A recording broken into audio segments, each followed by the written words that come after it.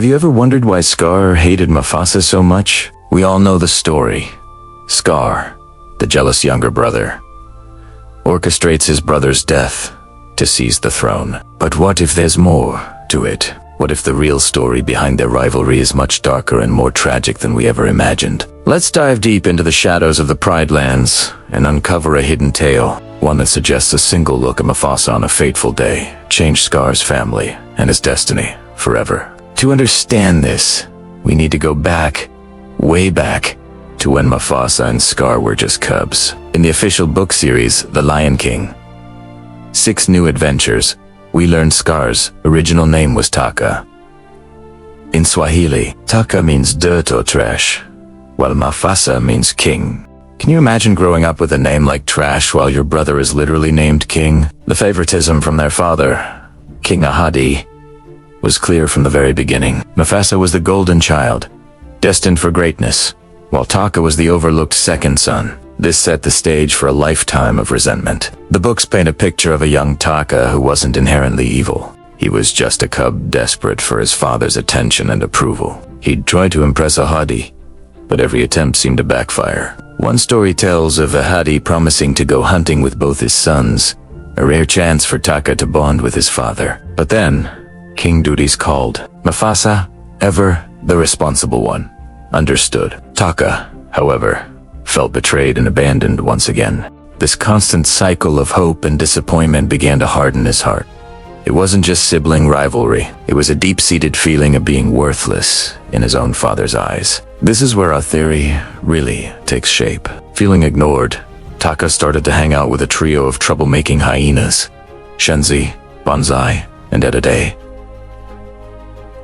They fed his ego, telling him he was smarter and more deserving of the throne than Mufasa. They whispered ideas into his ear, ideas of how to make his father finally notice him. Their plan was simple: make Mufasa look bad, so Taka could look good. Taka, young and impressionable, fell for it. He concocted a scheme to lure Mufasa into a confrontation with a grumpy Cape buffalo named Boma, hoping his brother would back down and appear cowardly. The plan went horribly wrong. Mufasa, instead of backing down, stood his ground. The buffalo charged, and in the chaos, it was Taka who was attacked. He was struck by the buffalo's horns, receiving a deep gash over his left eye. This wound would become his defining feature, a permanent reminder of his failure. When he returned home, wounded and defeated, he hoped for sympathy from his father. Instead, King Ahadi was furious. According to some versions of the story, it was at this moment that Taka, in bitter irony, renamed himself Scar, vowing to never forget the day his own ambition scarred him for life. Now, let's pause and consider the family dynamic at this crucial moment. Scar, then Taka, lies injured, his plan in ruins. He looks to his father for comfort, but receives only anger. And Mufasa? How did Mufasa react? The official story tells us Mufasa was the noble one. But let's imagine the scene from Scar's perspective. He sees his brother, the perfect son, standing there, unharmed. He sees the look on Mufasa's face. What if that look wasn't one of concern? What if, in that moment of pain and humiliation, Scar saw a look of pity? Or worse, a look of quiet disappointment. Have I told you so? For someone as proud and insecure as Scar, a look of pity from his perfect brother would have been more painful than the physical wound itself. It would have confirmed all his worst fears, that he was weak, foolish, and truly inferior to Mufasa. That single look could have been the final straw, the point of no return. It wasn't just about the throne anymore. It became personal. Every time he saw Mufasa, he would be reminded of that look, of his failure, of the deep, unbridgeable chasm between them. The scar on his face became a symbol of the emotional scar on his soul. From that day forward, their relationship was irrevocably broken. Scar's resentment festered, turning into a cold, calculating hatred. He saw Mufasa's every success as a personal insult. Mufasa's marriage to Sarabi, the birth of Simbiche, event pushed Scar further into the shadows, reinforcing his belief that the world and his own family had cast him aside. He was no longer Taka, the cub who wanted his dad's love. He was Scar, the villain waiting for his chance to take what he believed was rightfully his. This theory adds a tragic layer to Scar's character. It doesn't excuse his horrific actions, but it does make them more understandable. He becomes a product of his environment, a victim of neglect and favoritism who is pushed down a dark path. The movie shows us the end result: a power-hungry tyrant. But this backstory reveals the journey, the transformation from a lonely cub into a monster. The phrase, "be prepared," wasn't just a song. It was a mantra born from years of feeling unprepared, of being second best, of being scarred by his own family. And what about Zira and the outsiders from The Lion King too? This theory perfectly explains their fanatical devotion. To them, Scar wasn't just a usurper. He was a revolutionary, a lion who dared to challenge a system that had cast him out. They saw his scar not as a mark of shame, but as a badge of honor, a symbol of his rebellion against the perfect Mufasa. Zira's obsession with Scar makes so much more sense when you see him as a tragic. So, the next time you watch The Lion King, look closely at Scar. Look beyond the sneering villain and see the lonely cub named Taka. And remember that sometimes the deepest wounds aren't the ones you can see. Sometimes a single look is all it takes to change a family and a kingdom forever. It's a powerful reminder of how small moments of cruelty are in a lion who will one day rename himself Scar. What would a king, a father, think in this moment? Ahadi, being a practical ruler, might have felt a pang of concern. In the wild, strength is survival. Mufasa was clearly the stronger of the two. It was natural, almost instinctual, to favor the son who showed the most promise for leadership and for carrying on the royal line.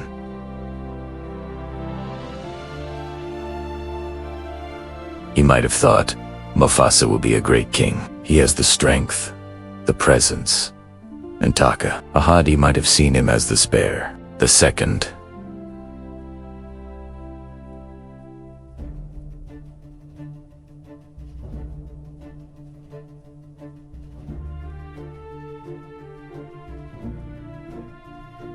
It's a tough position in any royal family, let alone a lion pride where the law of the jungle rules. Ahadi might have loved Taka, of course, but his primary duty was to the kingdom.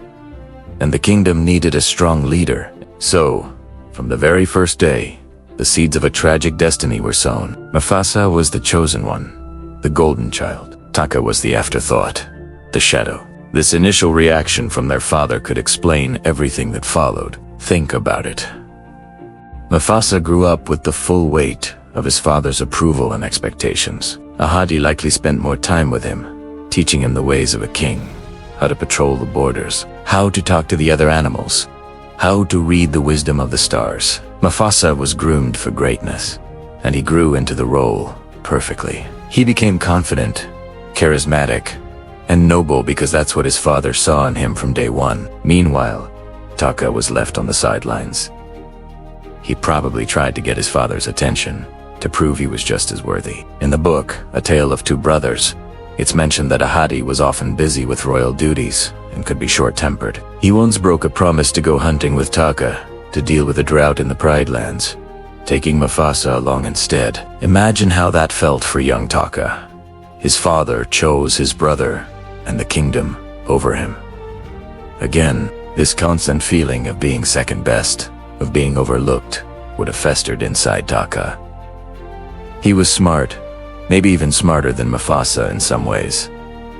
He was cunning and strategic, but these traits, without the guidance and validation of a father figure, twisted into jealousy and resentment. Every time Ahadi praised Mufasa, it was like a small cut to Taka's soul. Every time he was pushed aside, the wound deepened. The name Scar itself is a symbol of this pain. Taka got a scar after tricking Mufasa into a confrontation with a buffalo named Boma, hoping his brother would look foolish. The plan backfired, and Taka was the one who got hurt. When he came home, expecting sympathy, what did his father do? According to some versions of the story, Ahadi was furious, not just about the reckless plan, but also about what it represented. He's the one who cruelly nicknames him Scar, a permanent, physical reminder of his failure and his jealousy. Can you imagine the sting of your own father branding you with your shame? That was the moment Taka died and Scar was born. It was the ultimate rejection. Ahadi, in his frustration, might have seen the scar as a mark of Taka's inner darkness, a darkness he had perhaps glimpsed on the very first day he saw him. Instead of helping his son heal, he named him after his wound. So when we look back at Ahadi's initial reaction, it's not just a father looking at his two sons. It's a king looking at the future.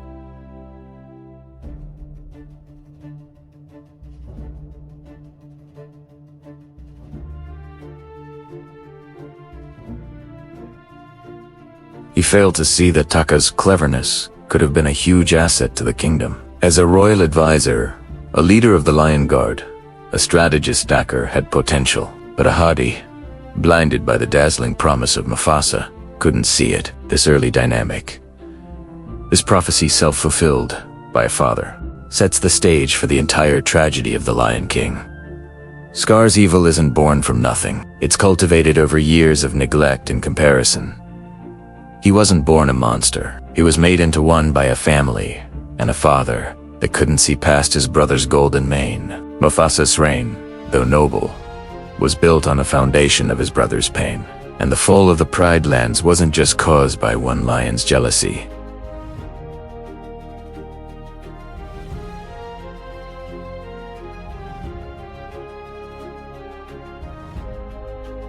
It adds so much depth to Scar's character. He's not just a simple villain who wants power for power's sake. He is a deeply wounded individual who spent his entire life trying to earn the love and respect he was denied from birth. His entire life was a desperate attempt to prove that the weaker cub, the second son, was worthy after all. And in the end, his methods were monstrous, but the root of his pain is something we can all understand on some level. The need to be seen, to be valued, and to be loved for who we are. This story of Ahadi, Mufasa, and Taka is a cautionary tale about parenting, about favoritism, and about how the smallest actions can have the biggest consequences, echoing through generations. The fate of the Pride Lands was sealed not on the day Mufasa died, but on the day he and his brother were born.